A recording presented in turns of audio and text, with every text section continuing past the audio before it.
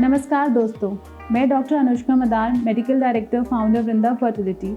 आज हम बात करेंगे कि आईवीएफ प्रोसेस कैसे होता है और क्या होता है।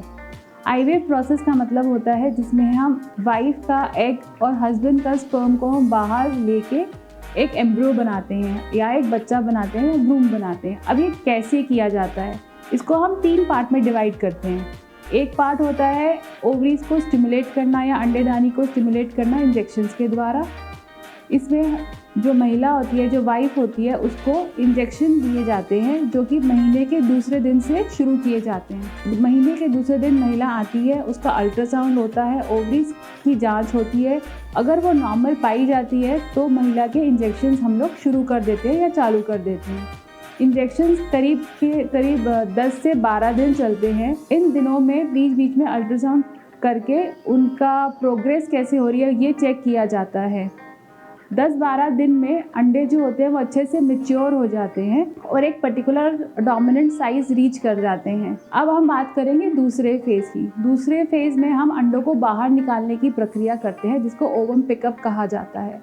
इस प्रोसेस के दौरान महिला को बेहोशी दी जाती है और उन अंडों को हम बाहर निकाल लेते हैं जिसको एग रिट्रीवल का प्रोसेस किया जाता है। एग बाहर निकालने के बाद उन अंडों को हम अपनी एम्ब्रियोलॉजिस्ट को दे देते हैं। एम्ब्रियोलॉजिस्ट उन अंडों को अलग छांटकर उनमें से जो मैच्योर अंडे हैं उनका सिलेक्शन क्या करती हैं। उसी दिन हस्बैंड भी हम लोगों को सैंपल देते हैं।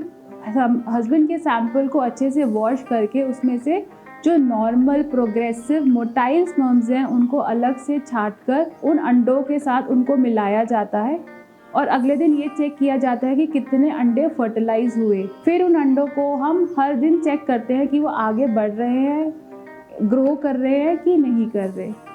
अब हम बात करेंगे तीसरे प्रोसेस की। तीसरा प्रोसेस और जो फाइनल प्रोसेस होता है वो आता है एम्ब्रियो ट्रांसफ़र का। फिर से हम जो महिला होती है उसको महीने के दूसरे दिन बुला के उसका अल्ट्रासाउंड करके उसके बच्चेदानी और अंडेदानी की जांच करते हैं। अगर वो सही पाई जाती है तो कुछ दवाइयाँ दी जाती हैं महिला को, जिसके द्वारा महिला की जो बच्चेदानी है या लाइनिंग है उसको हम तैयार करते हैं, जिसमें फिर से 10 से 12 या 13 दिन लगते हैं।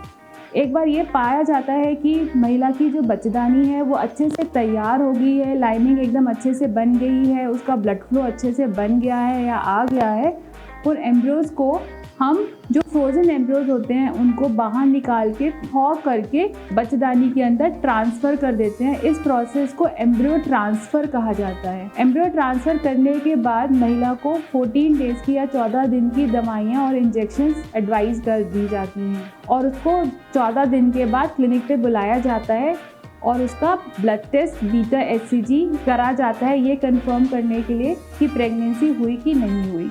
इस पूरे प्रोसेस को ही आईवीएफ कहा जाता है। आईवीएफ की फुल फॉर्म अगर हम जाने तो इसका मतलब होता है इन विट्रो फर्टिलाइजेशन, मतलब बाहर फर्टिलाइजेशन, शरीर के बाहर फर्टिलाइजेशन करना।